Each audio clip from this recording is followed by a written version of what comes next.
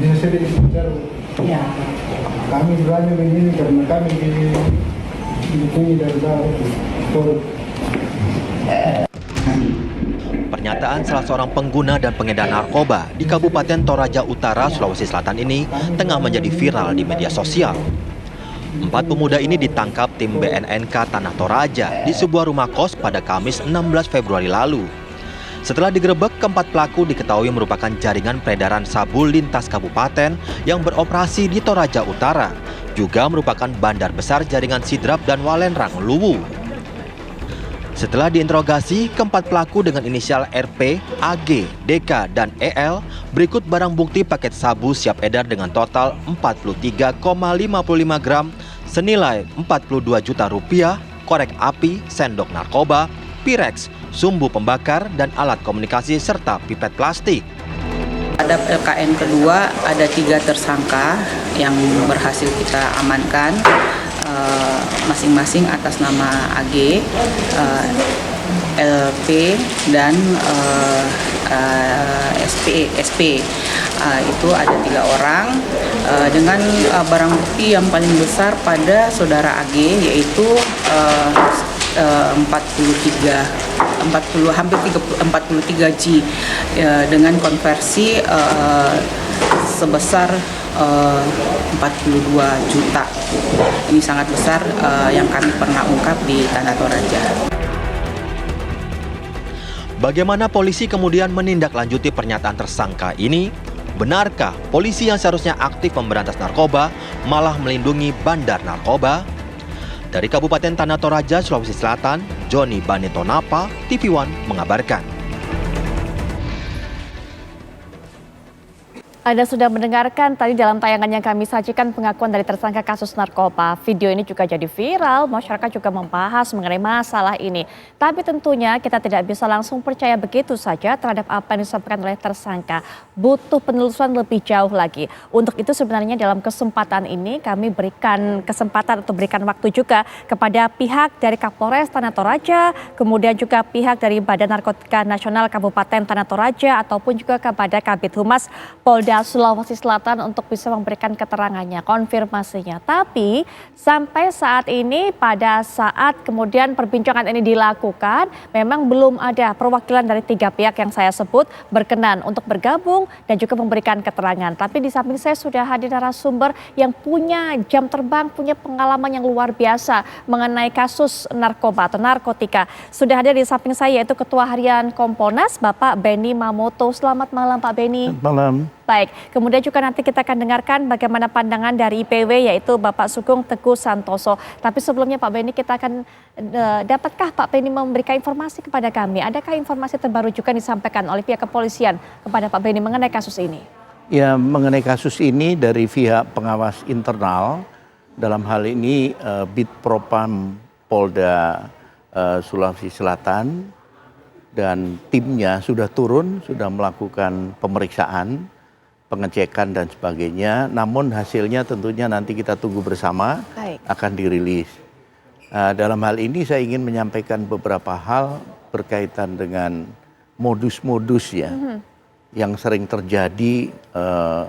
Seseorang kemudian mengklaim saya dilindungi atau saya bagian dari operasi via kepolisian dan sebagainya.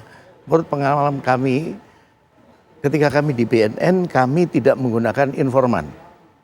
Semua sepenuhnya dengan IT, sehingga aman. Sulit orang untuk menjual nama kita gitu. Karena kita tidak ada hubungan dengan seseorang yang ditugaskan sebagai informan. Nah, di sisi lain kalau teman-teman yang di wilayah itu masih mengandalkan informan. Baik. Nah, sementara informan ini kan pasti ada motivasinya membantu polisi. Apakah karena diberi imbalan atau dia memanfaatkan peran dia memberi informasi kepada kepolisian, dia memanfaatkan juga keuntungan dari situ dalam bentuk begini. Ada 10 laporan atau informasi diberikan kepada aparat 3. Yang 7 ini dia transaksikan. Artinya awas, saya laporin loh. Akhirnya dia dapat imbalan. Ataupun bisa yang terjadi, yang dulu pernah terjadi itu begini. dia melindungi kelompoknya, tidak melaporkan ke polisi sebagai informan, tetapi dia melaporkan kelompok lain kepada polisi. Sehingga di mata polisi, oh dia berjasa, dia ngasih informasi ini sehingga terungkap jaringan dan sebagainya. Sementara ada jaringan yang dilindungi. Baik.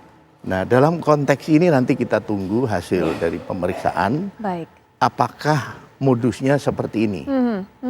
Artinya ada kemungkinan besar bahwa yang mengaku ini kemudian pernah dijadikan informan oleh pihak kepolisian, tapi itu masih nanti, Ya. masih butuh penelusuran lebih lanjut Betul, lagi. Tapi setidaknya pernah ada kasus seperti itu. Betul. Pak Beni, bagaimana polisi itu memilih informannya? Informan ini mungkin yang kalau bahasanya masyarakat juga kenal dengan cepu begitu. Betul, Bagaimana polisi ini Betul. memilih? Memang harus waspada dan perlu pengawasan secara ketat karena apa? Seorang menjadi informan adalah mereka yang tahu jaringan. Untuk tahu jaringan, dia pasti berteman dengan jaringan. Atau dia bisa masuk dalam jaringan itu. Atau adalah pelaku sendiri? Bahkan bisa pelaku sendiri. Sering terjadi pelaku ini memberi informasi untuk menghancurkan kelompok lain atau jaringan lain. Ini sering terjadi seperti itu. Jadi petugas harus hati-hati betul ketika memilih. Artinya harus melihat motivasinya. Kalau semata-mata dia perlu imbalan dari aparat, oke, saya kasih ini kalau kamu bisa ngasih informasi. Satu urusan, tetapi cara dia memperoleh informasi ini harus hati-hati. Baik. Jangan baik. dia ternyata berteman atau menjadi bagian dari jaringan itu.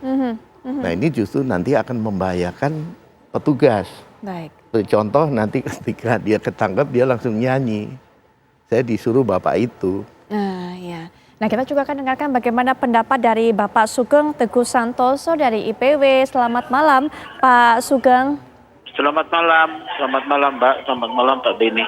Baik, Mbak. Pak Sugeng, bagaimana melihatnya? Ini ada satu lagi tersangka kasus narkoba mengatakan bahwa atau memberikan pengakuan dapat backing dari oknum polisi, Pak. Begini ya, poinnya adalah polisi sebagai penegak hukum tidak boleh terlibat di dalam satu perbuatan tindak pidana. Itu poinnya ya. Kalau memang sudah biasa ya dalam satu pengungkapan kasus menggunakan informan itu biasa ya, itu memang satu mekanisme yang ditempuh. Tapi yang dilarang itu anggota polisi terlibat dalam peredaran tindak pidana itu sendiri, melindungi, mengamankan ya satu transaksi tindak pidana. Nah, ini kan yang dilarang, dia menjadi oknum. Akhirnya dia menjadi oknum ya. Jadi seperti itu loh ya. Nah, modus-modusnya kan banyak tuh. Ada modus ya yang pernah terungkap dan ini sering terjadi.